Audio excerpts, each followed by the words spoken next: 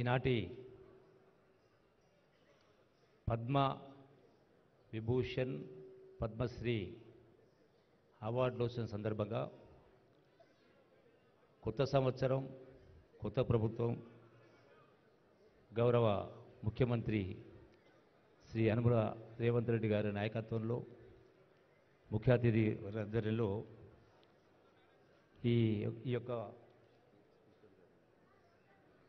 వేదికను అలంకరించినటువంటి అవార్డు గ్రహీతలు గౌరవనీయులు శ్రీ మాజీ ఉపరాష్ట్రపతి గారు పెద్దలు వెంకయ్యనాయుడు గారు, అట్లాగే కొనిదెల చిరంజీవి గారు పద్మవిభూషణ్ అవార్డు గ్రహీతలు, అలాగే శ్రీ మల్లు భట్టి విక్రమ గారు ఉప ముఖ్యమంత్రి గారు, కోమటిరెడ్డి వెంకటరెడ్డి గారు సహచర మంత్రివర్యులు పొంగులేటి శ్రీనివాసరెడ్డి గారు, అట్లాగే చీఫ్ సెక్రటరీ గారు శాంతికుమార్ గారు, ప్రిన్సిపల్ సెక్రటరీ శ్రీమతి శైల రామయ్య గారు, ఈనాటి గొప్ప పురస్కారాలు